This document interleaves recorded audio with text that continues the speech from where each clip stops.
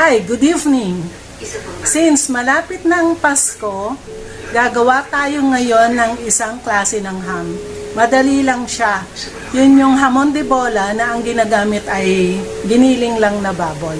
So, ipakita ko yung mga ingredients. Ito po ang ating ingredients. So, meron tayong 5 grams na sodium phosphate para madaling mapabuka yung fibers ng meat at madaling ma-extract ang myosin ng salt.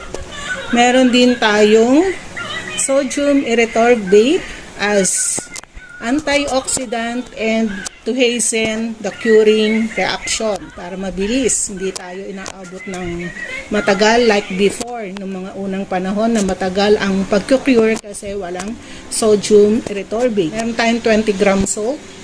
So ito yung mag-extract sa myosin and for flavor 2. Meron tayong sodium Prague powder. Meron tayong Prague powder. So essentially ang Prague powder is about mga 90 to 95% salt and 5 to 10% sodium nitrite. So, ito yung preservative. So, basta nasa limit tayo, walang problema kung may preservative tayo as long as we conform to the required standards. So, meron tayong 50 grams na refined sugar to counteract the saltiness of the salt. At tapos, meron tayong soy protein isolate. This is yung galing siya sa soybeans. Pang-bind siya at na rin, extender at the same time. So, meron tayong gelatin granules. Pang-extender din at pang-bind. So, dapat meron tayong ham flavor. But since wala tayong ham flavor, ni-replace ko siya ng cubes na pork base. Tapos, 250 ml water para sa pag-dissolve natin ng mga ingredients. So, ang 250 ml is equivalent to 250 grams water or 1 cup water. Tapos, meron tayong ground pork. So, bakit ground pork ang ginamit ko? Normally, sa mga planta, ang ginagamit ay mga buong karne. So, kaya ganon ay dahil meron silang machine na ham massager. So, since wala tayong ham massager, may hirapan tayong palambutin yung karne at i-extract ang myosin. So, ginamit ko is ground pork. So, magsisimula na tayo sa ating mixing. So, ulitin ko yung mga ingredients. Baka nagkamali ako kanina. So, we have ground pork, 1 kilogram, chilled water, 250 grams or 250 ml or 1 cup water. Phosphate, 5 grams. Erythorbate pinch or half of a gram. Kalahating gram. Wala pa siyang 1 gram. Prague powder, 5 grams. Salt, 30 grams. Refined sugar, 50 grams. Isolate, 8 grams. Gelatin powder, 5 grams. Smoke flavor, inumit ko kasi wala akong smoke flavor. Pero mas maganda kung meron kayong smoke flavor. Tapos ham flavor, wala akong ham flavor. Pinalitan ko siya ng pork cube. So, start na tayong mag-mix. First, ilalagay natin tong phosphate sa meat. So, pwede rin natin siyang i-dissolve sa water. So, kailangan, pag i-dissolve nyo siya sa water, dissolve na siya, saka nyo isusunod yung ibang ingredients. Kasi once na sinunod nyo na yung salt, hindi na siya mati-dissolve. So, sayang yung phosphate. So, pero ako mas preferred ko na directly sa meat para na-extract, na-open up na agad yung fibers at na-extract na ang mayonnaise. Myosin. Mali, myosin. Ang myosin ay yung protein ng meat na responsible sa binding. So, i-mix na natin.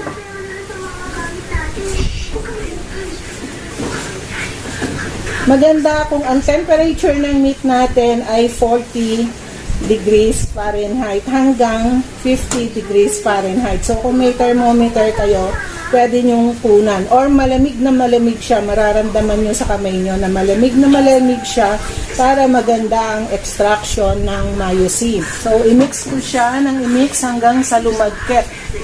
Dapat pag gumagawa tayo ng pagkain, wala tayong singseng, wala tayong relos, wala tayong kwintas, wala tayong mga kumbaga sources of physical contaminants and microbial contaminants. Kasi yung mga singseng, mga relos, mga pulseras, pag chinek nyo sa microscope, loaded siya with microorganisms. Kalimitan, 2 numerous to count. Yun yung tinatawag na TNTC.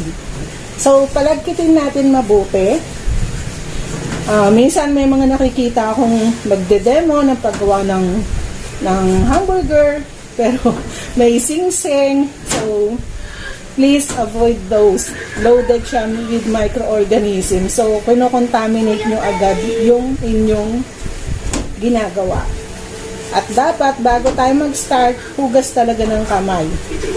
Mas maganda kung pagkahugas ng kamay, mag-hand wash tayo ng chlorine solution. Actually, itong karne ko is overflow ko, kaya kita nyo may tubig na siya. Mas maganda kung hindi siya overflow.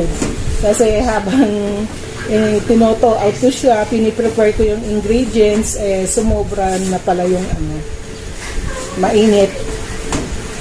So, hindi na siya masyadong malamig. So, tingin ko mga 55 degrees Fahrenheit to. Mas maganda kung 40 to 50. Pero okay pa rin siya. So, palagkitin natin. Kailangan malagkit na malagkit.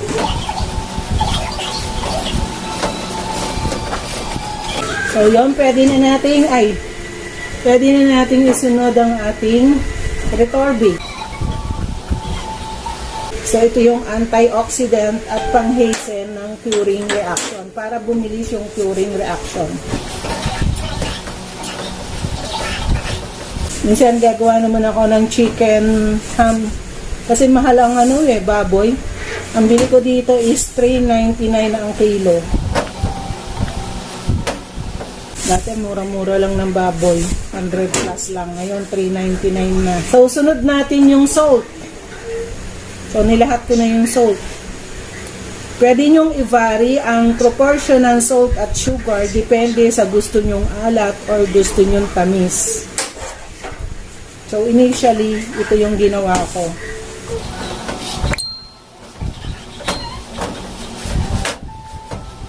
So, lumalagkit na siya, na-extract na ang myosin, ibig sabihin.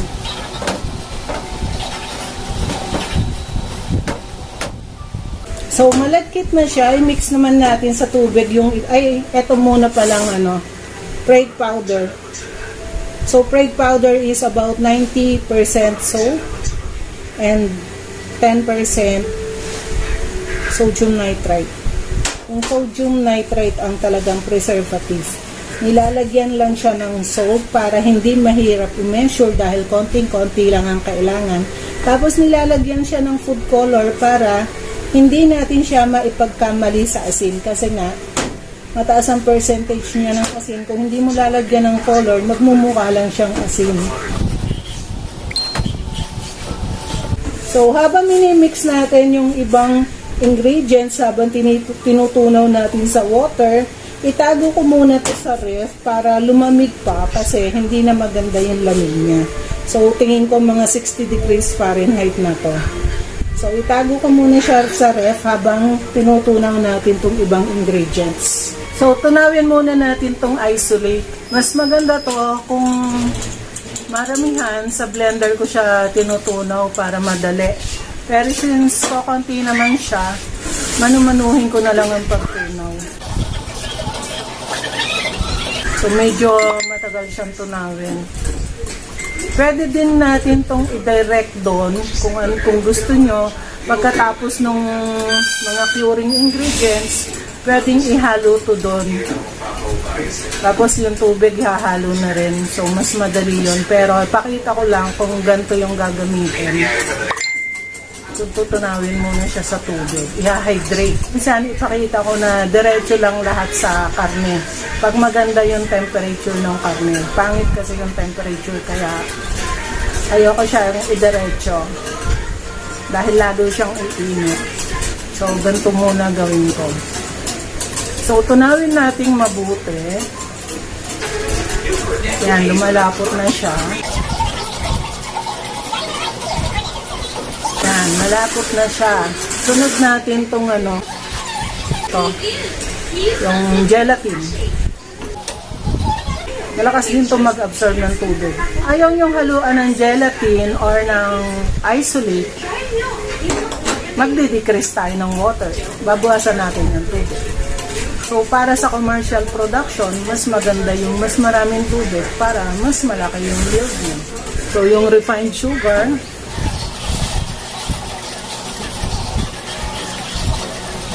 then, add natin to. Durugin ko siya.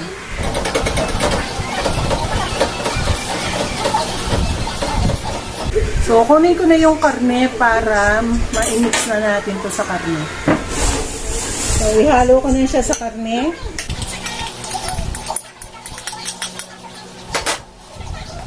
Kamayin ko na siya.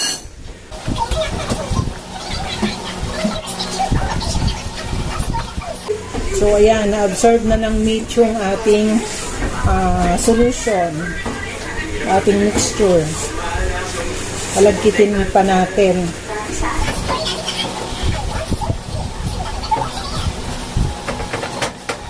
Mabigat na siya.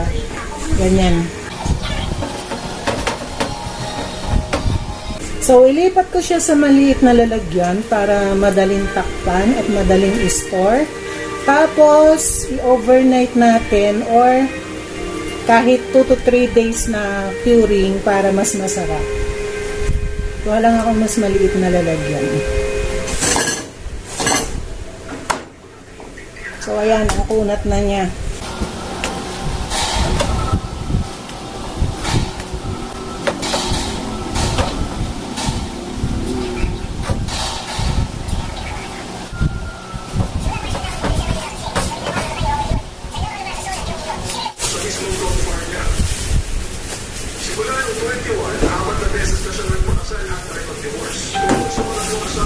Iniimbestigahan siya sa magsunog at pagpatay sa kanyang asawa. Hinihilalang dahil yun sa insurance. Tumakulong siya, sabi niya, magsusunod siya ng libro kung sa mga ng krimen. Sa maraming kamay, pagpapatuloy niya ang mga anak niya. Ngayon tanong, may pagmamahal ba ang mga psychopath sa kanyang mga anak? Nag-publish ng isang article tungkol dito ang report na nag-interview sa kanya. At muli yun ang painit sa dating issue. Ito ang tandaan ninyo. Huwag niyong malilimutan ang sakit na naranasan ng mga So, overnight natin to, overnight curing or pwede siyang overnight curing pero ang gagawin ko is 2 to 3 days curing para mas maganda siya at mas masarap at mas tumalab yung cure. Kasi ang Fiesta ham, 3 to 5 days kinu-cure, ang sarap niya. So, iniisip ko, anong difference ng ordinary ham sa Fiesta ham? Ang difference ng ordinary ham, yung mga square ham, yung mga cooked ham, yung mga square na pinapalaman natin sa tinapay, yon is overnight curing lang. Ang Fiesta ham is 3 to 5 days curing. So, itatry kung mas matagal na curing, baka mas masarap siya. So, after curing, i-molde natin siya sa isang stockinette para mabilog siya. Then, iluluto natin sa steamer. So, that's all for now. Bye-bye. Sa susunod na step naman tayo. So, after 3 days curing, eto na po yung ating finior na intended for hamon de bola. So, normally, gagawin natin to overnight, pero ito is ginawa ko siyang 3 days. Test ko lang kung okay lang siya after 3 days na curing, kung mas okay or mas pangit. So, hindi naman siya maasim, hindi pa na-dissolve yung pork flavor. So, haluin ko muna ulit siya sa kamay na lang para mas madali siyang ma-mix.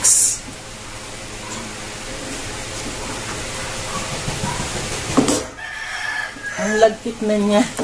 Sobrang kunat. So, mahirap siyang haluin kung kutsara kasi Baka mabalik po yung kutsara. Hindi siya makakaya. So siguro ang pinaka-optimum nito is 2 days. Pero ang hamon de bola kasi is 3 to 5 days. Napakababad naman yun sa curing solution. Ito, wala sa curing solution. So siguro okay siya na 2 days. Pero 3 days to, so tingnan natin anong effect. Ang kunat-kunat, ang hirap haluin. So may mga, ayan, may mga buo-buo pa. Ikalat ko lang yung mga buo-buo. So maganda siguro kung din-rate ko yung flavor. So, ayan. Timbangin natin before iluto para alam natin yung cooking loss. So, iter ko to. Iter ko yung weighing scale, itong container sa weighing scale. Tapos timbangin ko tong ating cured na meat.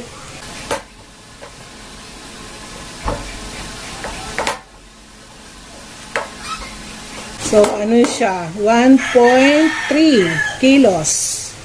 So, originally, 960 grams siya or close to 1 kilo. So, yung ating mga inihalong ingredients is nakadagdag sa weight niya. So, ipapasok ko siya sa 8x11 na plastic. Kasi kung ilalagay kasi natin siya dito sa stockinette, to, medyas to, na intended para sa ham. So, nabibili ito sa Makati, merong nabibilhan doon ng stockinette, pero kung masa-search niyo yung MGM, nagtitinda rin sila nito at nagdi-deliver sila. So, yung, halimbawa, gusto nyo gumawa ng maramihan, pwede kayong bumili doon, or sa mga nabibilhan ng mga spices. May tinda rin sila nito. So, kung ididiretso ko kasi siya dito, since ground tong ating karne, magdidikitan siya, mahirap pag dinimold. So, lalagay ko muna siya sa plastic.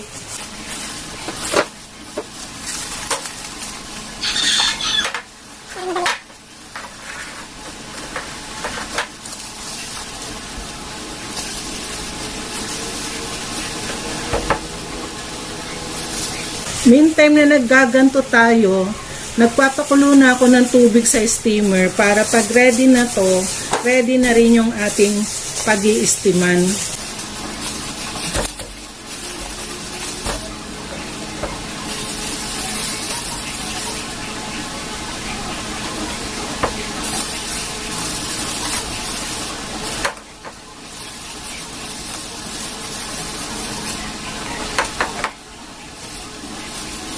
Next time, mag-try ako ng 2 days lang.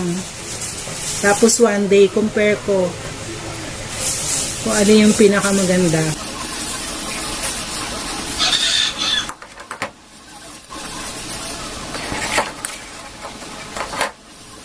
So, siksikin natin siya. Try nating tanggalin yung mga air sacs. So, wala siya dapat air. Palabasin natin yung air.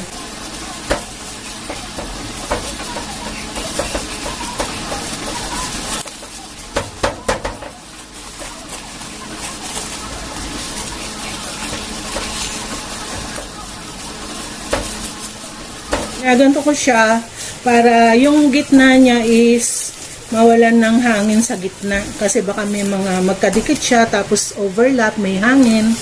So, ginaganti ko siya para masiksik yung gitna. Yan. Tapos, ito yung stockinette. So, dapat to, kung sa planta, meron tayong stuffer. So, dun sa end ng stuffer, ganito siya. Isisiksik natin tong stockinette na ganyan. So, butas yan. Butas halimbawa yan. Dito sa kabilang side, butas. So, dito ipapasok yung, yung meat para diretso dun sa net. Makikita nyo, butas to.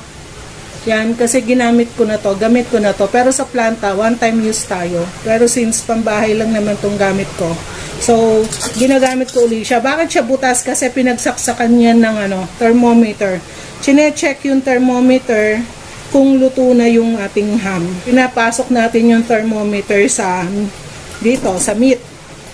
pan-check. So, ang cooking temp natin dapat is 180 degrees Fahrenheit. Then, ang ating cook IT, since makarni to, is 150. Pag highly extended, 160 ang ating gagamitin. Fahrenheit ang ating measure. So, ilulubog ko lang siyang ganyan. Napupersa yung aking So, ilulubog ko lang siyang ganyan. Tapos, lalagay ko to. So, hindi na ako nagbutas nung nung dati ang ginagamit ko is yung ng mayonnaise na malaki. So, binubutas ko yung one end nun. So, yung mayonnaise, yung lalagyan niya, binubutas ko yung one end. Hanap ako ng mayonnaise na So, kung ito yung ating lalagyan ng mayonnaise na basyo, halimbawa, binubutas ko to, nilalagari ko tong to. Tapos, diyan ko ipapasok yung stockinette. Dito ko ilalagay yung bunganga na yung stockinette. Tapos, dito ko ipapasok yung ham para pagtanggal ko nito, pasok na sa stockinette yung ham. Kasi mahirap siyang ipasok kung nyo lang, as is lang siya. Mahirap siya ipasok kung hindi nyo gaganituhin. Yan. So, gaganyanin na lang. So, kailangan to is mahigpit na mahigpit. So, ganyan-ganyanin uli natin para sa, masiksik siya. Tapos, mahigpit na mahigpit siya dapat. Para bilog na bilog siya at siksik na siksik, hindi loosely bind. So, patitigasin natin siya.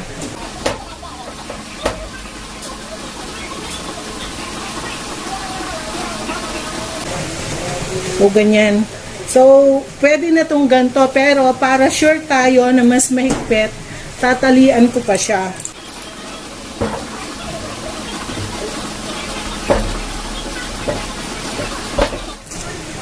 Haba nung taling nakuha-kuha. So, pwede So, ayan. Gaganyanin ko siya ng gaganyanin para mahigpit.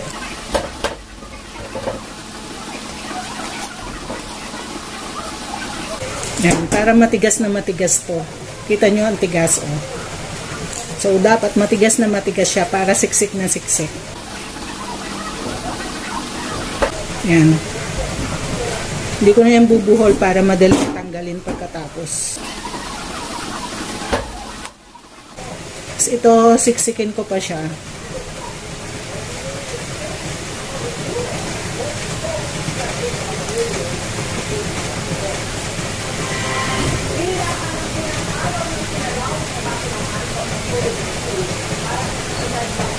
Yan. So, ganyan siya dapat. Masiksik siya.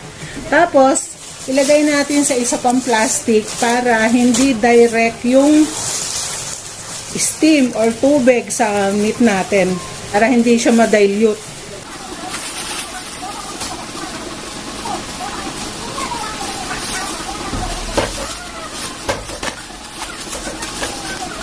Yan. Ready na tayong mag-steam. So, 10 na sa ating steamer. So, eto na yung ating steamer. Dito natin lulutuin yung ating ham. Ako gumamit ng malaking steamer kasi isang piraso lang naman to. So, ito na lang gagamitin ko. And lalagyan ko siya ng thermometer. Yan. So, since boiling na to, alam ko na 212 degrees Fahrenheit nito. So, lalagay ko na yung ham.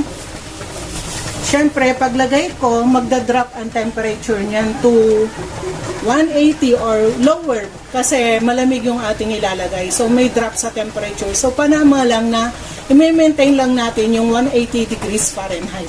So, ayan, 200 plus na siya. 212 na siya. So, tanggalin ko muna. So, boiling temp tayo, 212. So, pag nilagay ko yung ham, magdadrop yan eh. Yan, naglagay ako ng steamer na patungan sa loob. So, ilagay ko na yung ham. Then, takpan ko ulit siya. Kuhanan ko ng temperature. So, after mga 5 minutes na natakpan, kuhanan ko siya ng temperature. So, i-maintain lang natin yung temperature sa 180 degrees Fahrenheit. Just in case after 5 to 10 minutes, mataas ang temperature, ay lower natin yung flame. Or mababa yung temperature, tataas natin yung flame. So, hintayin natin na maluto yung ham, so ang indication natin na luto na siya pag tinusok natin is nasa 150 to 155 degrees Fahrenheit siya. Ang estimated time of cooking ko is 2 to 3 hours. So, hintayin natin matapos ang 2 to 3 hours. Ngayon ay 6:50. 10 to 7. So, hintayin natin bilang tayo ng mga 2 hours. So, kung 7 ngayon, mga 10 to 9 or mag-extend tayo if ever mababa pa yung temperature. So, hintayin natin. So, 9:30 na, 2.5 hours na. Check natin kung tama na yung temperature. Dapat makukuha natin is 150 minimum. 150 degrees Fahrenheit.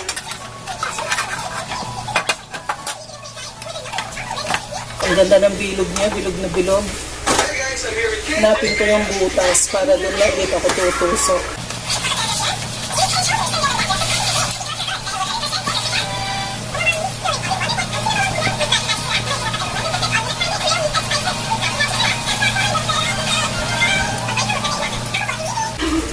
Yung thermometer para sure tayo.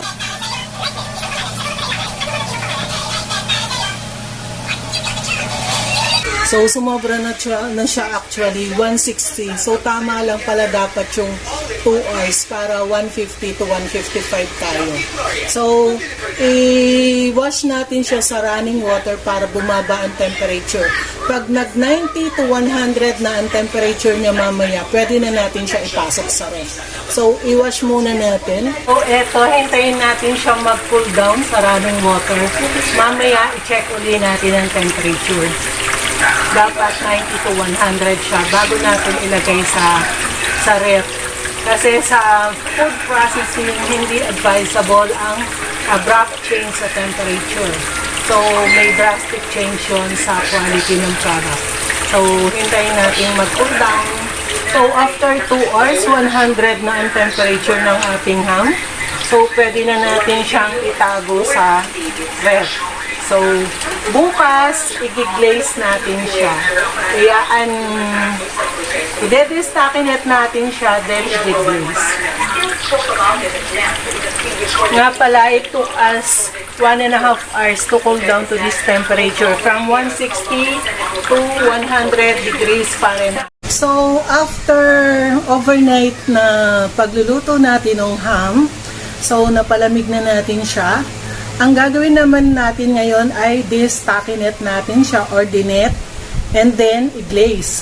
Pero bago natin siya i-dinet, lutuin muna natin yung syrup na pang-glaze.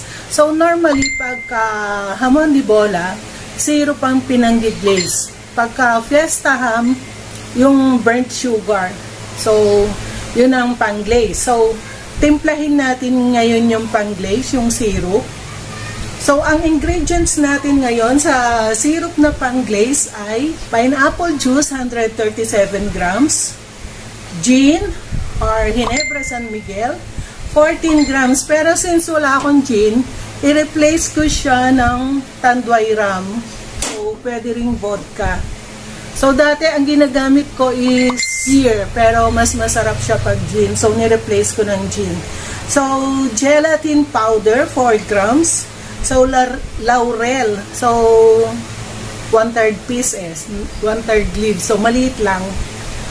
Water, 85 grams. Brown sugar, 126 grams. Sprite, 55 grams. And onion fresh. So, napakaliit lang niya, 1 gram. So, i-diretso ko na lahat ng titimbangin. So, diretsong way na ako. Hindi na ako mag-ano. So, didiretso ko na dito sa kaldero na paglulutuan. So, unahin ko muna yung mga dry ingredients. So, ang dry ingredients lang dito is brown sugar tsaka gelatin. So, unahin ko yung brown sugar. So, bakit brown sugar ang gagamitin natin na pang-glaze? So, normally, sa pagkain ang ginagamit natin is refined sugar. Ngayon, brown sugar ang gagamitin natin kasi hindi maganda aesthetically or visually yung glaze na maputla. So, normally, pag sinabi nating glaze, brown yan kasi kalimitan nga sinusunog yung asukal. So, ang gagamitin natin na sa syrup is brown sugar. So, we have 100 26 grams. So, timbangin ko yung 126 grams. So, dapat naka-tear lagi yung ating container para hindi tayo mamali ng timbang. Yan, 126 grams. Brown sugar. So, isunod ko yung gelatin powder. 4 grams lang siya. Pero, just in case na hindi siya ganun kalapot, sa pagkulo kasi is pagka dinrap natin yan sa isang lalagyan, sa isang platito, halimbawa, dapat mabubuo siya as gelatin. So, kung hindi siya mabuo, magdadagdag ako ng gelatin powder. So, initially, ang gagamitin ko is 4 grams. Tapos, so yung mga liquid na yung ating may measure. So, pineapple juice, 137 grams. Tapos, yung gin na ire-replace ko ng tanduay, 14 grams.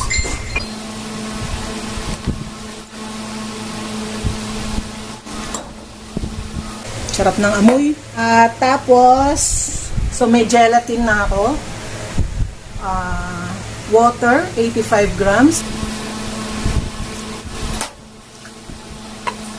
Sprite, 55 grams.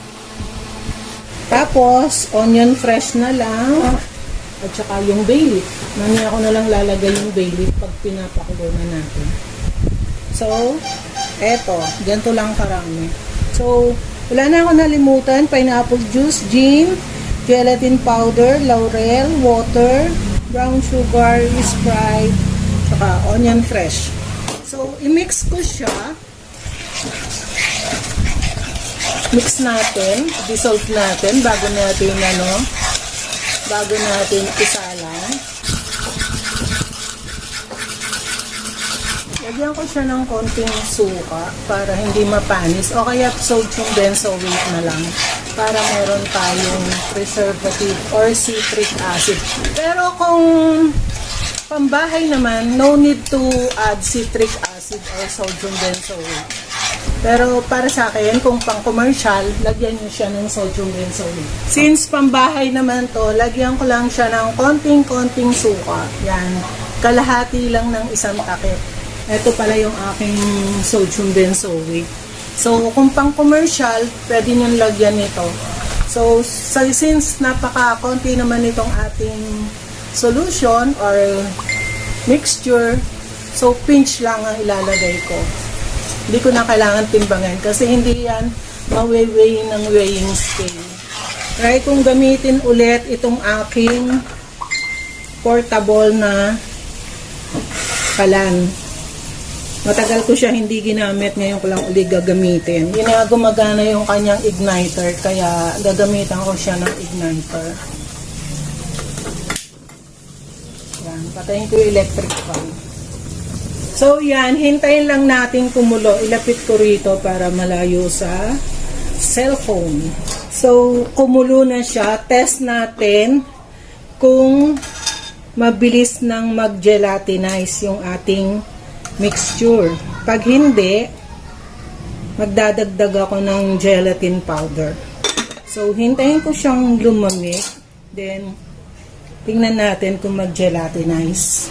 Pwede rin na ang gawin natin is extend yung cooking para lumapot pa siya.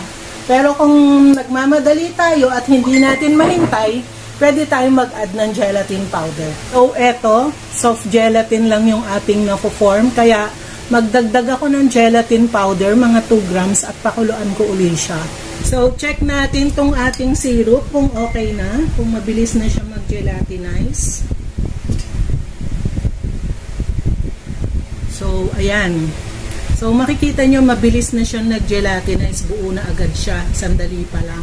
So, lalo na pag nag-cool down na siya. So, pwede na natin itong lagay sa ating ham at ipang-glaze. So, kukunin na natin yung ating ham at i-detonate na natin. Tapos, lalagyan nito ng ating curing solution, ating syrup, glazing syrup, para bago tumigas tong ating syrup, ay mailagay na natin sa ham. So ngayon ay i-stackinette natin yung ating ham. Tatanggalin muna natin siya sa plastic. So tanggalin natin siya sa stackinette.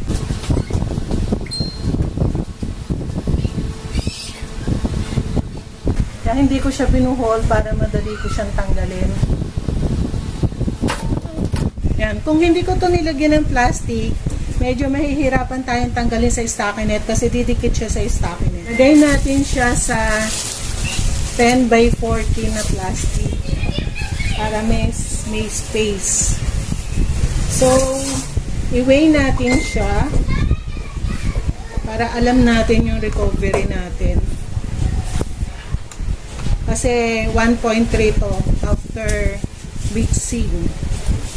So, ngayon is 1.26 siya. Napakaliit lang ng shrinkage niya kahit na nag-overcook tayo.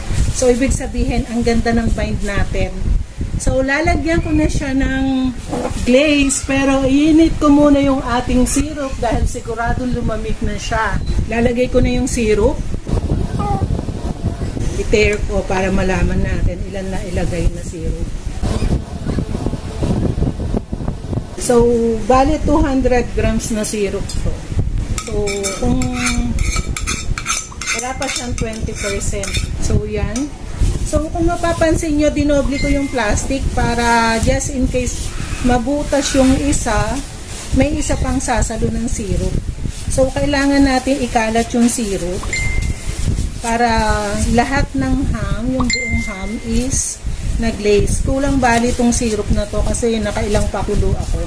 So, dapat mga 20 to 30% ng ham yung syrup. Kaso, less than 20% yung nakuha kong syrup. So, tatanggalin natin ang hangin. Tapos, ibubuhol natin siya. So, ihigpitan natin.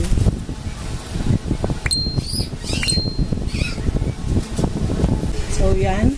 Tapos, tanggalin ko tong mahabang sobra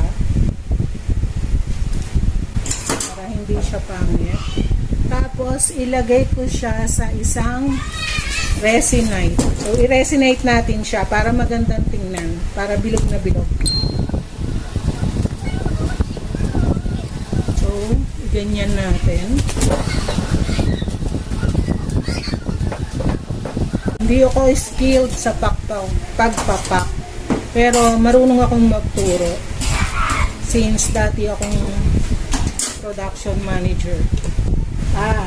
Kung may label kayo, pwede nyong insert dito sa last na wrap yung label. Ito label ko, kaya lang wala akong hamon de bolang label, pork longganisa to. So, lagay ko na, kunwari is hamon de bola siya. Yan. So, kukunin nyo itong magkabilang side.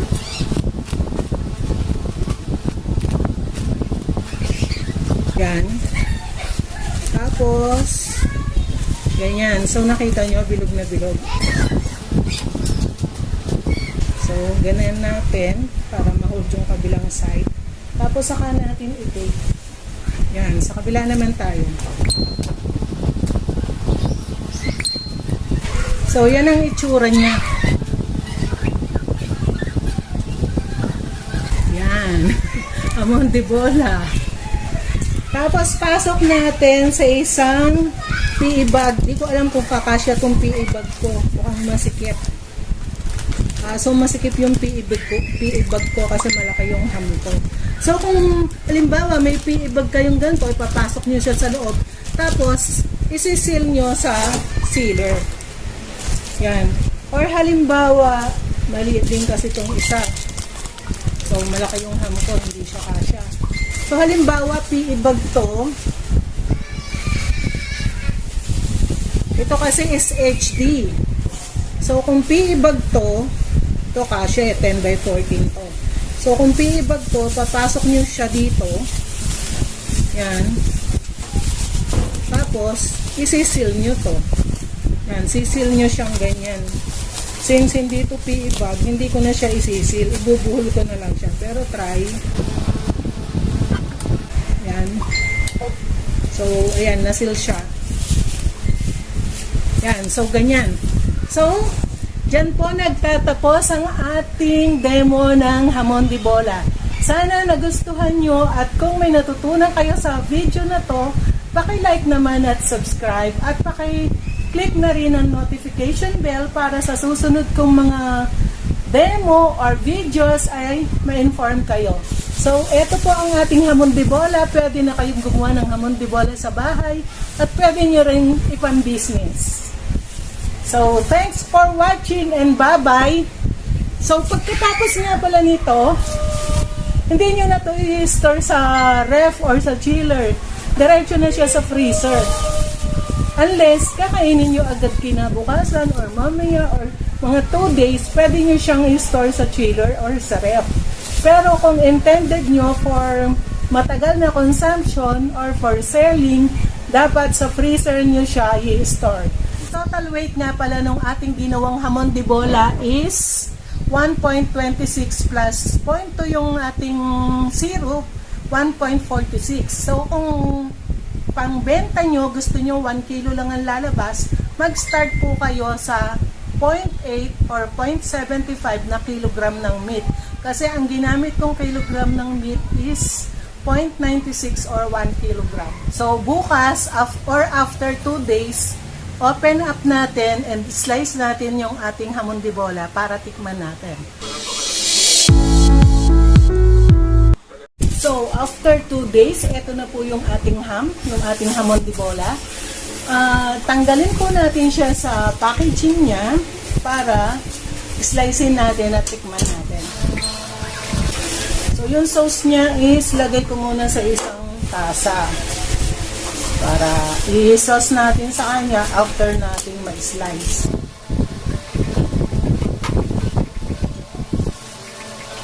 So ingatan natin huwag matapon yung kanyang sauce.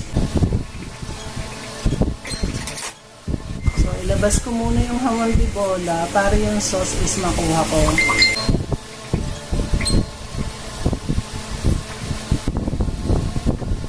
Ang laki ng ating hamon de bola kasi 1.3 kilos siya nung na-mix ko siya.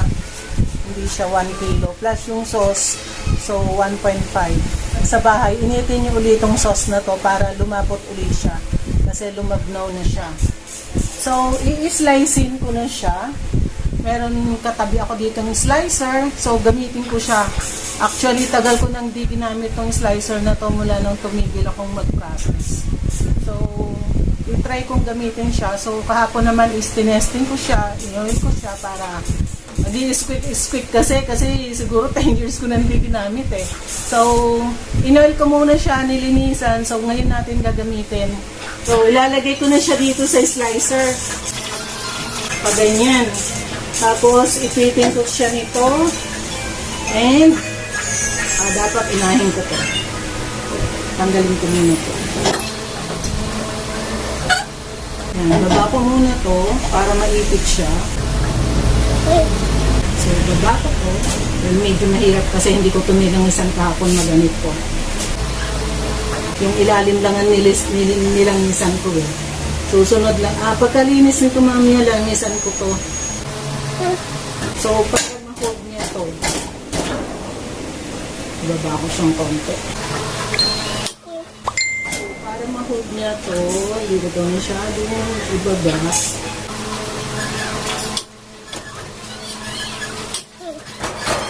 Tapos, ipitin ko siya nito para hindi siya gagalaw. Yan. Abado akong gumamit. Matagal na akong hindi gumamit nito eh. So, try natin. So, i-on ko siya. Try natin kung maganda yung slice niya. So, yan. Manipis. Dapat kasi maibaba ko pa. Parang hindi ko na lang siya lagyan nito. Diinan ko na lang.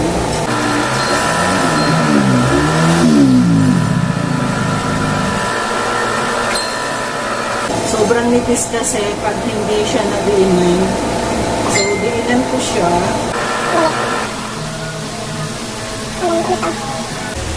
Kasi hindi ko maibaba. Kaya dapat pala nilanisan ko dito kahapon. Mahirap ang luma na yung machine tapos hindi nagagamit, nag-i-stock up. So, itanggalin ko na lang yan. Tapos lagay ko na lang ito. Para maibaba ko siya. Bakit ayaw? Wala, ayaw. Wala, ayaw. Nag-stock up. Wrong timing. Ngayon pa nasira yung electrical. Di bale, slice ko na lang siya. Manual, wala ng electricity. Maganda sana kung may electricity para makinis ang slice niya. Hindi tuloy maganda.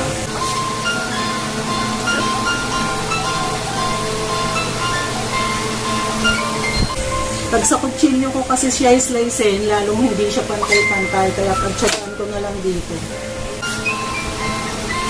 Yan, magaspang tuloy. Kanina makinis eh. Ay, ngayon pa nasira.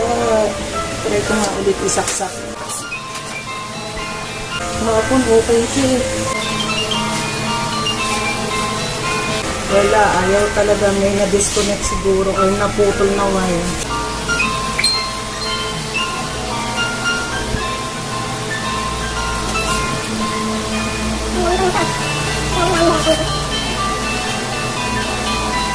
Pipilitan niya ito kung kutsilyo na lang. So, kutsilyohin ko na lang siya kasi masira ang electrical niya. Baka may naputol na wire.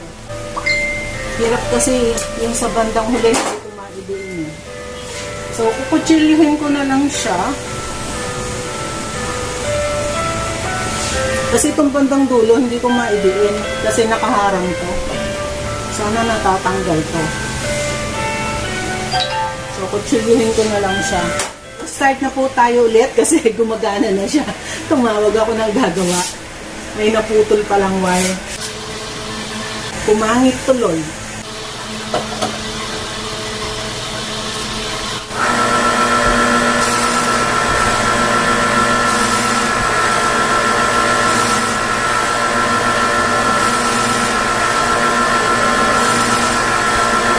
Ganda niya, okay. Ang nipis ng pagka-slice, pero pantay.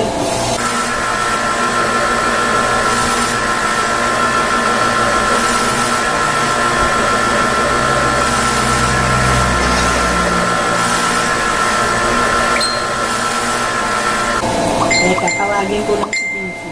Dito ka, tabi ka sa akin para kita ka sa video. Diyan si Vicky, tingnan niya paano pag-slice. Hindi pa yan nakakakita eh.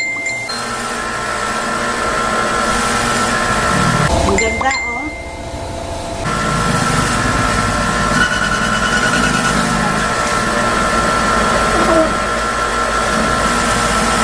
Vicky!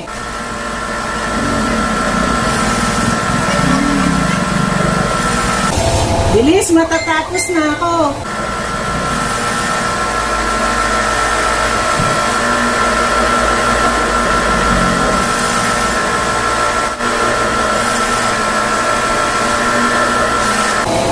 Kahapon, kumakalampag ko eh. Nilangisan ko lang eh.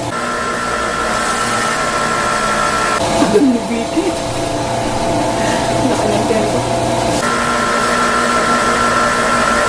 Mauubos na, wala pa si Vicky. Dito ka. Dito ka. Huwag ka dyan tumaan. Baka mabangga mo na. Eh, aling aham yan. Dito ka, dito ka. Yan yung ginawa mo? Galing. Dito ka tumaan. Ako yung aayusin ng Ayos mo sa tuition. Ay, siyempre. Tignan mo ito, ini-slice ko para makita mo.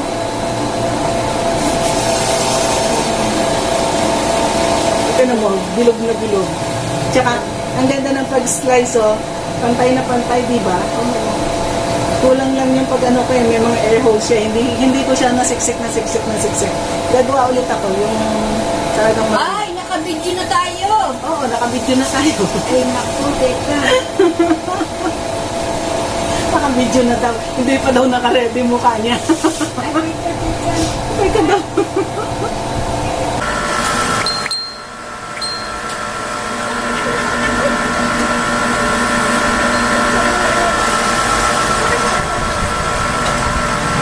Ang ganda ng pagka-slice, no? Oh, pantay na pantay, oh.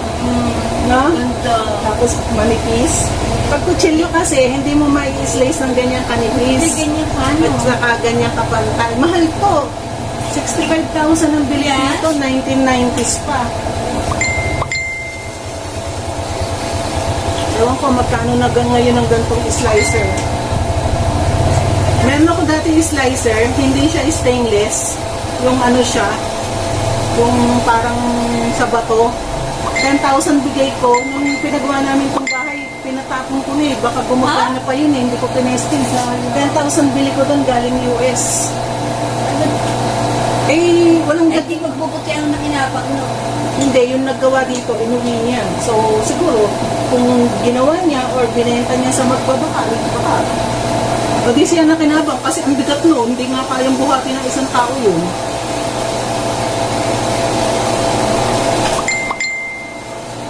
Ang dulo ko, hindi ko ma-push. Yun.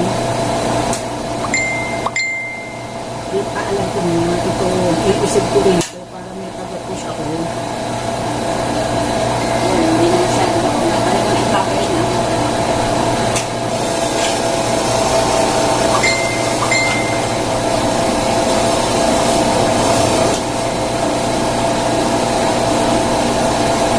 Nakatakot eh, baka ako ma-slice.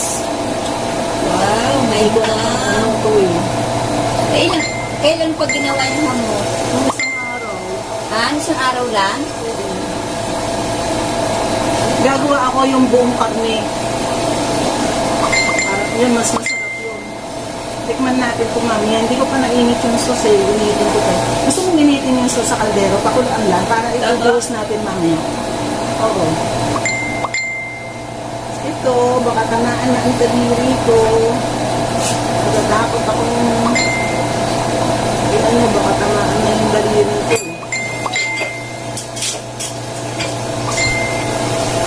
Mamaya, daliri ko na pala yung na-slice. Ay. Tama na. Baka daliri ko na Kasi ikaw, ma-slice. sasakpan eh. Hindi, may kalderong maliit doon. Yan na gamitin mo. Yan. Hindi ko na to i-slicein kasi baka mamaya daliri ko na mahagip. Kasi dapat kasi na ilalagay ko to para siya yung kakapit dito. Ito ang kakapit doon. Wala mo eh. Kaso, hindi ko ito mailagay kasi maganit. Lalangisan ko muna siya. So, sa susunod, makikita nyo hanggang dulo may slice siya. So, yan po ang ating pag-slice ng ham. Pakita ko na yung slice na ham. So, eto na po ang ating slice na ham. Hindi ko po maipatong kasi yung pampatong niya sa ibabaw. Yan. Yung may mga tusok-tusok na yan para ma-push down niya yung ham para ma-slice ko siya lahat. So, kamay po ginagamit kong pang push down dahil nga hindi ko siya maibaba. So, kailangan ko po siyang langisan. So, next time, lalangisan ko na siya. And next time, makikita nyo na yun talagang maayos, yung walang putol-putol na slice niya. Yan. So, yan po ang itsura ng ating ni-slice na ham. So, isasalansan natin siya sa isang plato at lalagyan natin ng sauce. Pinainit na po namin yung sauce. So, kung halimbawa ipapak niyo yung ham, ganito po siya. Kung may sealer kayo, sisil nyo ganyan. Maganda kung meron kayong vacuum sealer para nahihigot yung hangin sa loob. Para naka-vacuum siya. Kung wala kayong sealer, magtiyaga na lang kayo sa kandila. Oo nga. May ganyan din ako nung ako'y magmani. And then, nung nagsimula ako ganito, na wala pa akong sealer, so kandila pinangsisil ko. Kaya, kung wala kayong sealer, magtiyaga muna kayo sa kandila. Sa mani, di ba? Pag wala, ang kuya ko noon nagtitinda ng mani, so wala siyang sealer, ang pinangsisil niya, kandila. May nag-i-slip kasi dito eh, o dapat maano ko to. Ay, kasi ano, nakalabas na yung wear niya, kaya nag-i-slip. Kaya inuulit ko.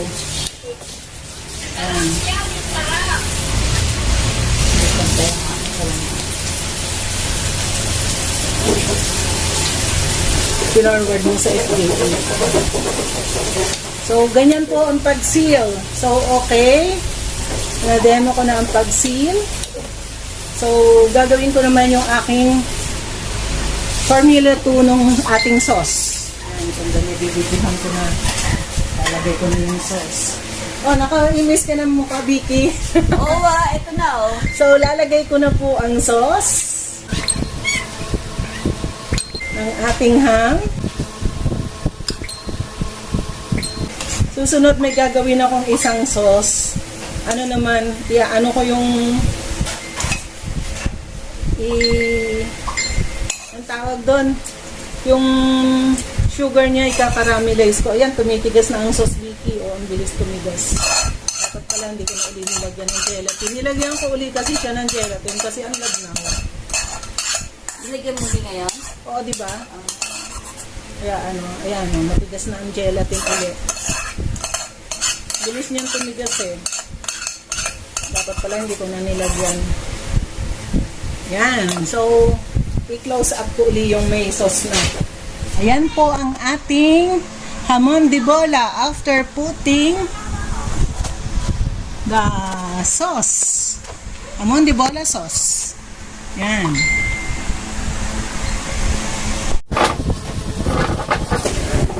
So, eto na yung ating hamon de bola. Eto na. Sliced hamon de bola with sauce. Pabigay, tikman na natin kung masarap. Sarap yan, homemade. Hindi naman lahat ng homemade masarap. Depende sa timpla. Tumigas yung aking sauce eh, kasi Nilagyan ko kasi ng nilagyan ko ng gelatin kasi kanina ang labnaw-labnaw niya. Sarap. Yummy.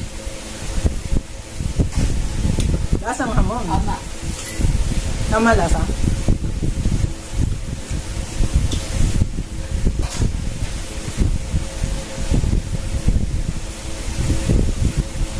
Gagawa ako ng isa pa. Yung hindi overcook kasi di ba natandaan nyo, overcook ko to. So, gagawa ako ng isang hindi overcook. Hindi na yan. Ha? Madidinig ko ng video mo. Gagawa ako ng isa pang hindi overcook. Yung mas juicy kesa rito. Kasi na-overcook ko to eh. Pero okay yung lasa. Sarap. Yummy.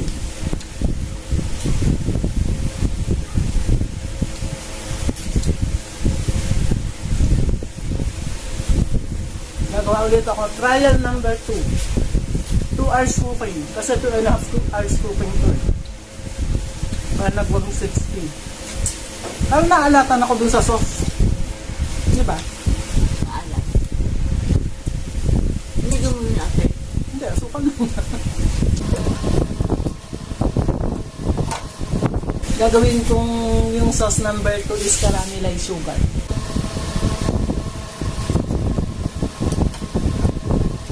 Gusto mo mag-uwi nan? Ha? Gusto mo mag-uwi? Siyempre. Bigyan mo ako. Alam mo kung sino may gusto nito? Si Nico, yung bunso ko. Si Nico. Mahilig yun sa ham. Sabi ng nanay. Pag Sarap gusto yan. mo ng sauce pa, gumawa ka sa bahay ng sauce, pag huluin mo lang yung pineapple juice, tsaka Tukan. 7-up, tsaka asukal. Ito sa kapasan. Walang pandesal eh, wala akong tinapay. Dapat pala nakabiling tinapay. Bale, mag-uwi ka na lang, ikaw na lang bumili ng tinapay. Pero, sasayaw ka pa pagkakain.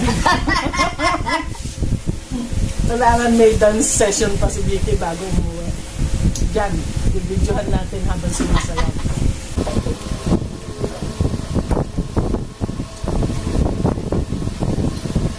Wow, ulit ako trial number 2. Wala tayo ibang formulation.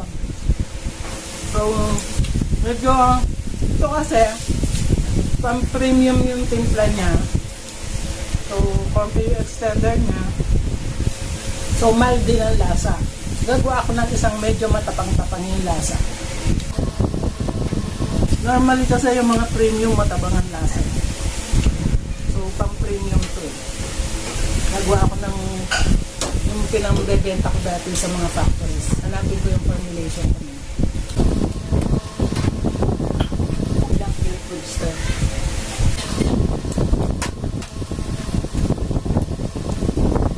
Konti extender nito. Halos wala extender.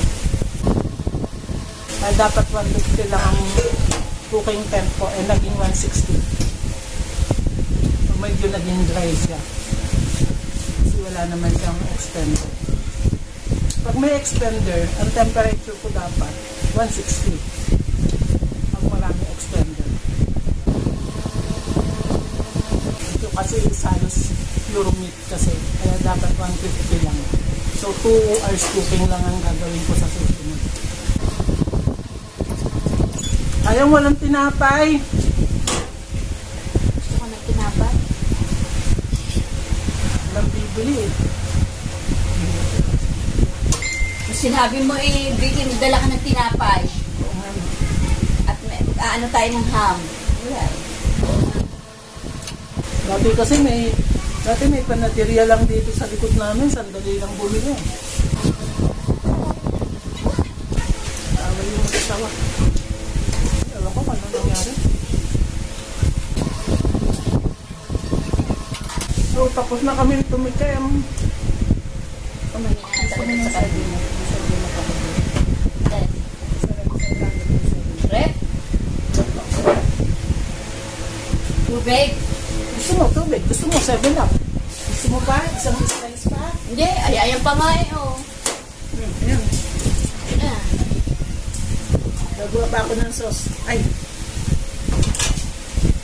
Caramelize. Caramelize mo pa.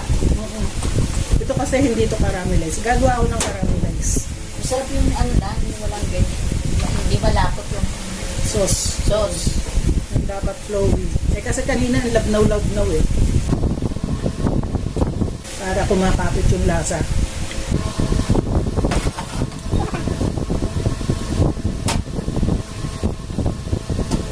Yan yung sauce. Yan. Ganda ng pagka-slice niya. Pantay na pantay. Kaya gusto ko talagang i-slice eh. Ayoko ng kutsilyo kasi hindi ko mapapantay sa kutsilyo. Iwa-iwarang yan pag kutsilyo. So, maganda pantay na pantay. Sarap. Walang sinapay eh. Sino yung gumagawa ng dati? Yung sa kapitbahay, yung mga nagkakarpintero. Ba't marunong siya? Electrician siya. Ano nagawa? Oo. Naghanap ako, sabi ko, may electrician kayo dyan. Meron daw, yung daw foreman. Pinagawa ko. May naputol na wire sa ilalim. Kaya tumigil.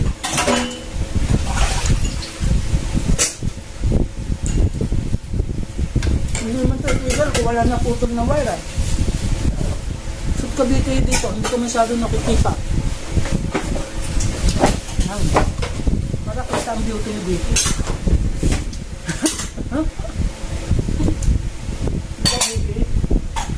Tsaka maganda dyan. Tsaka maganda dyan. Lahat naman maganda.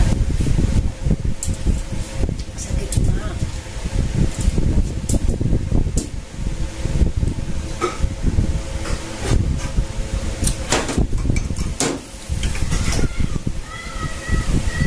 Pinakagusto kong soft drink 7. Kasi hindi siya masyadong matamis. Ayun, Skyplace. Nakuha ko. Gusto ko ng Skyplace. Ayun, buka kayo Skyflakes. Ang hirap na. Nauumay ako. Baka mabangga mo to. Maganda kung may tinapay tapos may mayonnaise.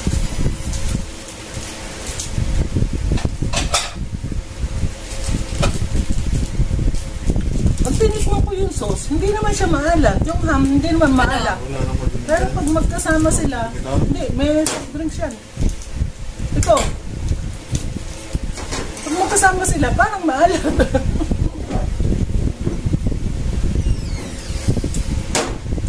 Pag tinikman ko naman yung sauce, hindi naman siya maalat.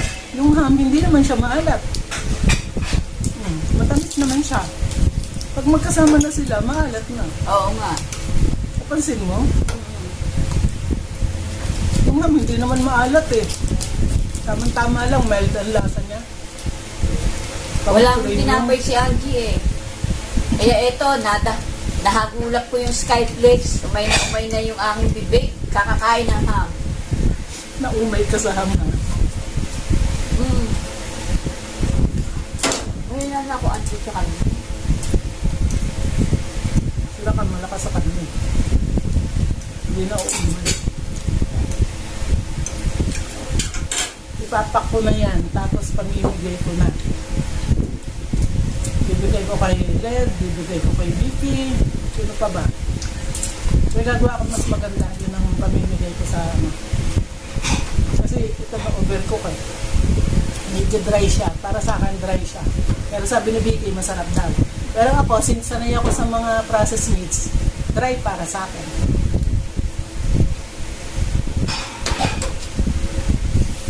Gagawa ako ng juicy. Na-overcook ko kasi siya.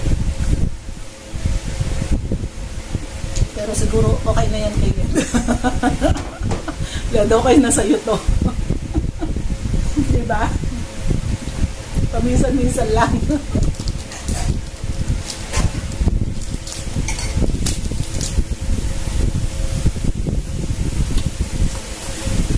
Ito ang ating hamukbang. Ano? Hamukbang. Oo.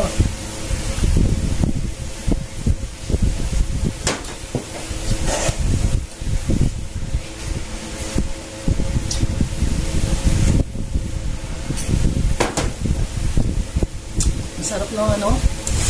Masarap. Kaya lang medyo dry. Tapos ang sarap ng ano, Sprite. Hindi siya nakakasawa. Hindi ka pares ng Coke nakakasawa. Ang Sprite kasi suwabe lasa.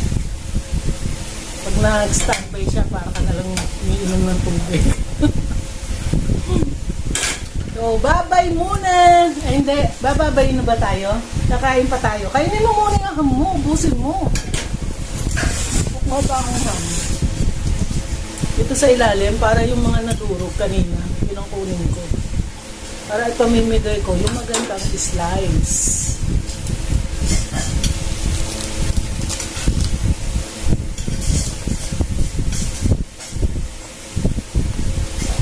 Maganda sana kung yung sauce ko is hindi matigas. Kung malambot na kumakapit sa ham. Kami gagawa ako para pag pinamigay ko to may sauce na maganda. O, ipapakin mo. Ipapak ko.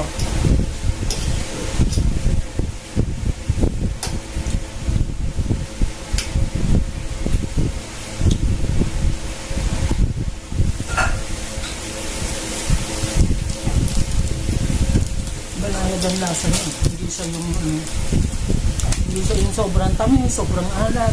Siya tama lang. No? Dito kasi sobrang tamis, sobrang alat, mapait na sa alat. Ano?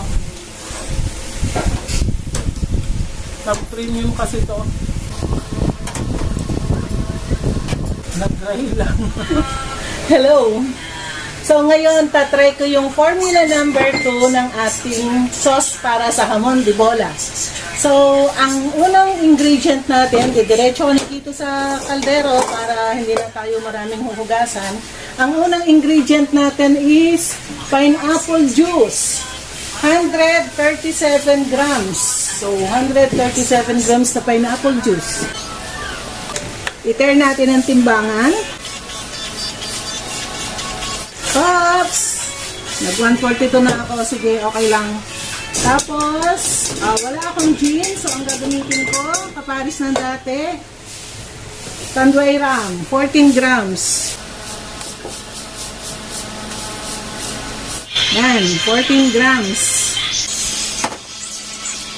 Tapos, water, 85 grams. Asa ng water ko to? Lumumpos ako, bawas. So kailangan ko pa ng 4 grams. Yan, 84. Sunod, Sprite. 55 grams. Sprite. Sprite. Nasa yun na yung Sprite ah. Ayun, sa likod. Ay, hindi ako nakakabukas nito. 55 grams. Okay. Tapos, yung onions natin, konting-konti lang. Ayan, tinadtad ko na para hindi masyado nakikuka sa sauce. So, 1 gram lang yan. Tapos, Tri-gel, 4 grams. So, yung ating gelatin powder, 4 grams.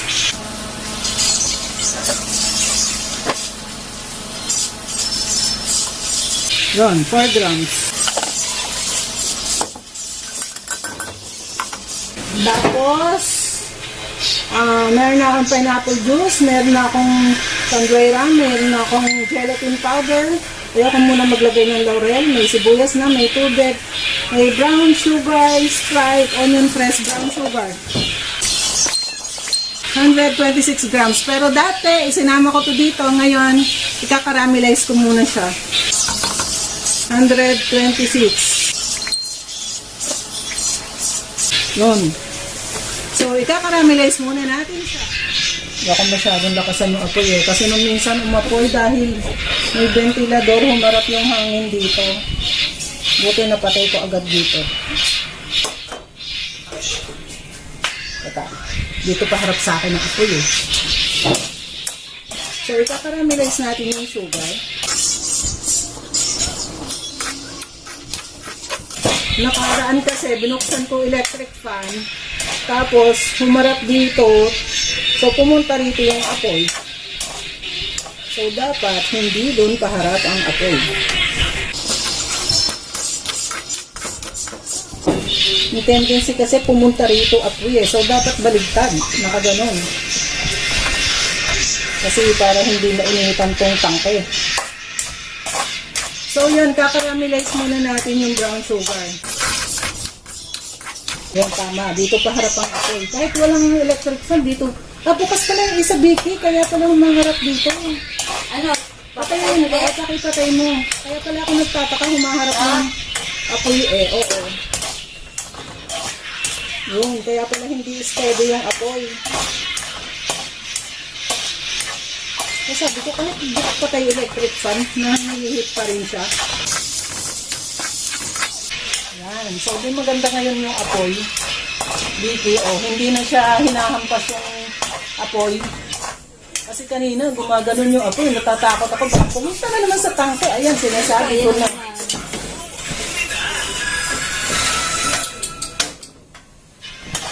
Ayan. Yan, pumupunta sa tangke eh. Yung apoy. So, ituloy ko na yung pagluluto niya. So, ayan, dito ulit natin lulutuin. Caramelize natin yung sugar. Maganda sana kung sa table eh, para hindi na ako lipat ng lipat. Kaso, umaapo yung aking portable na kalan. So, yan, hintayin natin mag-caramelize. Ayan. Natutunaw na yung ating sugar. Nagka-caramelize na. Lapit na. Sunod, ilagay na natin itong ating juices. Yan. Tunawin natin yung naninigas na asukal. So, pakuluin natin. Hintayin natin kumulo. Tagal matunaw ng asukal ko. Sarap kaya ko. Tikman ko nga. Sarap. Sarap. Ang sarap, Vicky. Patikman ko sa'yo. Hindi pa ko na maasukal eh. Kulang pa sa tamis. Pero ang sarap. Naghalong Sprite sa kamang. Ayan, ito. Pineapple juice. Pineapple juice. Sabi ba sarap? Kanina eh, kung Kulang hindi... pa sa tamis. Eh kasi hindi pa naman ito ng asukal, oh. Eh pag dinagdag ko yan, so sobra yan sa tamis. Ito pa asukal eh. Ayan eh, sa ilalim ko eh. Pag natunaw yan. Pero ang sarap dito. Eh kanina kasi hindi natin malasanan sarap kasi tumigas yung ating glaze. Alam na kung laurel eh kaso. Teka, hawakan mo yan. Pag mo itutungo at kukuha akong laurel. Masarap na yung laurel. Hindi ko type ang lasa ng laurel kasi Isa lang. hindi ko siya type. Para lumasa na. Hindi ko nagugustuhan ng lasa niya. Yan mo talaga ang pang-ano sa Ang dami kong laurel. Kaso nga, hindi ko siya type. Pero ang sarap, diba? Kasi kanina, hindi natin malasahan yung lasa ng sauce kasi dahil nga namuo siya. Pero kung hindi, ang sarap sana niya. Pag natunaw lahat yung asukal, ang sarap niyan. Pero pag caramelize siguro ano to, refined sugar, ang daling matunaw. Kasi brown siya eh. Oo nga. Pag brown Wala kasi kang tubigan mo. Hindi kasi ginagamit ko talaga brown kasi sa glaze, pangit pagka puti. Tumatamis na siya, ang tamis. Tamis. Oo, sabi mo kanina kulang sa tamis. Ayan. Ayun tama.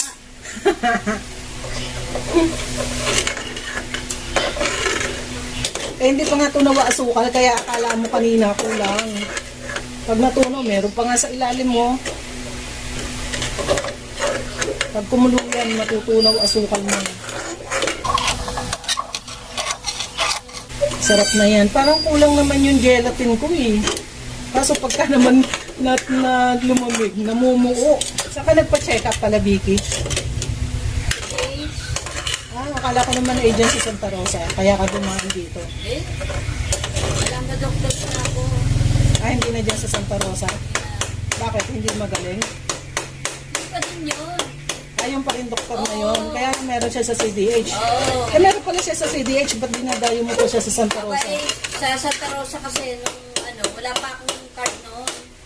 Nagbabayad pa ako ng cash. 350 lang. Saan? Sa kanya. Professional fee. Eh ngayon Ba't sa ang city- mura? Oo, kasi ako kumbaga, yun lang pinababayad senior citizen pati. Ba't ako senior? Pero ang bayad ko sa doktor ay 600. Aba, ewan ko. Wait, daw. Eh ngayon, nung magkaroon ako ng Medicard, doon na ako naabang sa PDH. At least wala na akong talent. Wala na ako binabayaran ng 600. Kala ko wala ka ng talent fee. Job, sabihin. Ay, lapit mo lagi sa'yo. Hindi nakikita. Sabi mo, wala na akong talent fee. Ang tagal naman kumulo ah. Hindi Pasok ko na ako- nga apoy. Para isang kuluan. Malapit na. May konti pa. Ano lang yan? Tawag dito ang tagal? Hindi, mabilis yan kung lalakasan ko apoy. Ayokong lakasan ng apoy. Kasi may mga katabing cellphone. Kung wala katabing cellphone, di pwede kong lakasan. Eh, may katabing cellphone eh. Tikman nga kung masarap na. Ito, okay na yan. Hindi ko na yan dadagdagan ng gelatin. Okay. Sarap. Lumalayo ulit sa'yo. Kailangan mahalin mo siya malapit sa'yo. Ang sarap, Vicky. Ay, hindi ko siya nilagyan suka. Lalagyan ko konti suka. Ayan. Lalagyan ko suka para hindi mapanis. Suka. Oo, kasi hindi ko pati siya nilagyan ng citric acid. Eh. Lagyan ko lang lahat ng pagkain ng suka. Oo, para hindi siya napapanis agad. Yes! Yan, kumulo na. Patayin na. So, ayan. Kumulo na yung ating sauce. Tikman natin kung masarap. Tapos titikman namin mamaya ni Vicky kasama yung ham. Sarap. Kailangan ilagay natin dito sa kaldero para hindi agad lumalamig. Kasi pag lumamig, buo na naman siya. Tikman natin, Vicky, ha. Ilagay natin sa ham natin. Doon muna ulit tayo sa table. Ito na yung sauce natin. Nilipat ko na sa kaldero kasi kumulo na siya at ang sarap niya. So, hello! Titikman na uli namin ni Vicky yung aming ham na may formula number 2 na ham sauce. Ayan. So, lalagyan ko na siya ng sauce. Ayan, hindi na siya malapot na siya. Hindi na siya yung namumuo. So, tama lang pala yung hindi na ako dapat magdagdag ng gelatin kasi naiinip ako, akala ko hindi nabubuo yung gelatin. Nabubuo naman pala siya. So, okay naman siya. Harap. Mas masarap siya ngayon. Yung bagong sauce. Tsaka nilagyan mo ng laurel. Hindi na laurel yung una. May laurel Oo, na. kita nila sa formula may laurel. Ngayon lang hindi ko nilagyan kasi nga ayoko ng lasa ng laurel. At ganun, maalat siya, yung sauce. Wala man ako nilagay na asin. May gawa ng Siguro gumanong tanduay. Kasi minsan yung mapait na pagkakamalan mong maalat. Yung iba kasi pag sobrang alat, pumapait sa panlasa mo. So parang ganun, mapait siya dahil dun sa tanduay. So akala mo maalat siya. Pero masarap. So mas masarap siya ngayon kaysa kanina kasi mas masarap yung sauce ngayon at saka kumakalat yung sauce. Kanina kasi buo yung sauce kaya hindi ito masarap. mga sarap. So masarap yung sauce ngayon. So mas maganda yung caramelized sugar sa sauce. Parang matagal gawin eh. O kung matyaga kayong maggawa, mag-caramelize kayo ng sugar. Kung hindi naman kayo matyagang maggawa, huwag nyo na i-caramelize. Pakuluin nyo lang siya.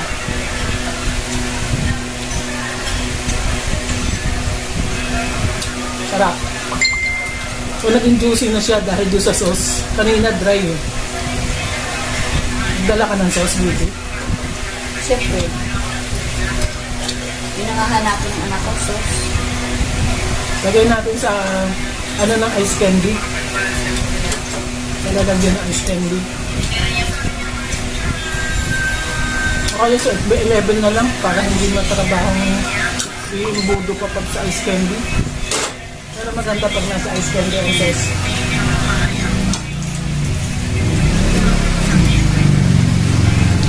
Ang sarap niya. So yun. Okay, tapos na kami. Okay yung pangalawang sauce namin. Ham sauce formula number 2. Okay, bye-bye. Thanks for watching. Ito na po yung ating ham sauce na niluto natin. Yung second na trial or second na formulation. So, makikita po natin na hindi siya naging kaparis ng isa na hard gelatin. So, mas okay ito kasi mas spreadable siya. So hindi na, yon. So, yun ang isasabihin ko, ipo-point out ko. So, yung ginawa kong formulation, yung sinabi ko sa inyong proportion or quantity ng gelatin powder, 4 or 5 grams yata yun. So, wag nyo nang dagdagan.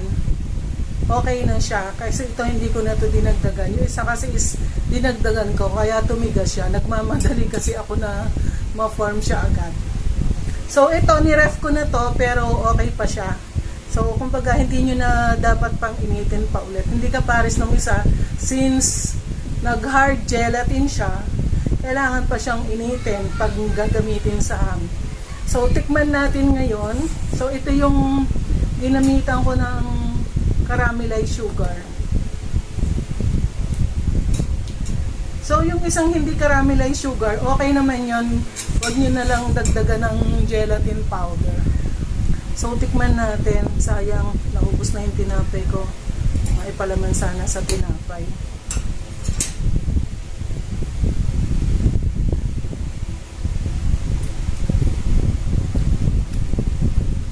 Okay siya, masarap siya. Itong ham, gagawa ako ng second na formulation or trial.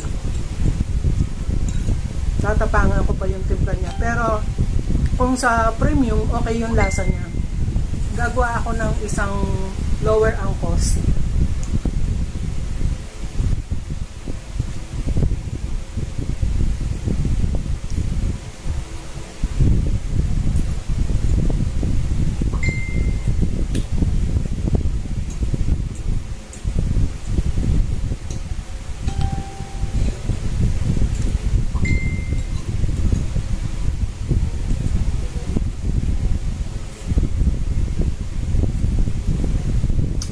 sana siyang evaluate kung may tinapay eh. Pero pag nagse-sensory evaluation naman, talagang dapat ganito lang. Tikman ko yung sauce as is.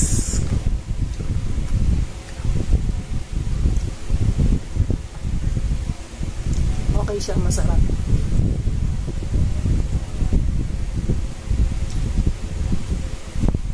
Dapat sabay eh. Sabay kong titikman yung isang hindi caramelized ang sugar at saka yung caramelized para ma-distinguish ko on the spot alin ang mas okay. Kasi pag ganito, limot mo na yung lasa ng isa eh. Masarap siya. Nung tinikman ko naman yung isang masarap eh, nung bagong luto. Kaya lang after chilling, nag hard gelatin siya dahil dinagdagan ko siya ng gelatin. So, wag na kayo magdagdag ng gelatin. Tama na yung unang binigay kong formulation.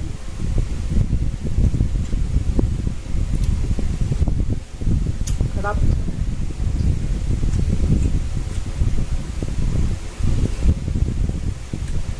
Gagawa ko nung ulitin ko yung saba. Ang sarap kasi nung saba. Kaya lang, madami pa akong ginagawa eh. Bukas siguro, gawin ko yun. Gawa ko ng second trial ng saba. Kaya lang, hindi ko siya lagyan ng ng butter. Hindi ko siya lagyan ng butter. Cream lang at saka caramelized sugar. Second trial ako nun.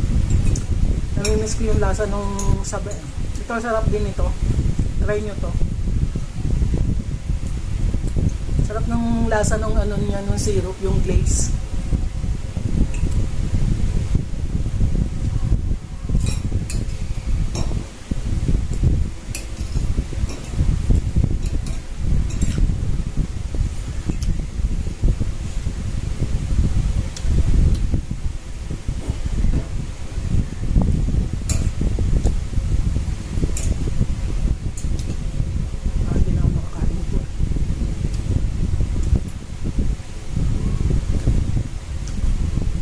Gagawa ulit ako nitong hamon na to para bibigyan ko yung mga anak ko. Tsaka yung kaibigan ko. Tsaka yung bayo ko, mga pamangkin ko, dami pala. Baka hindi makaya ng budget ko. At paglabas sa mga minuto,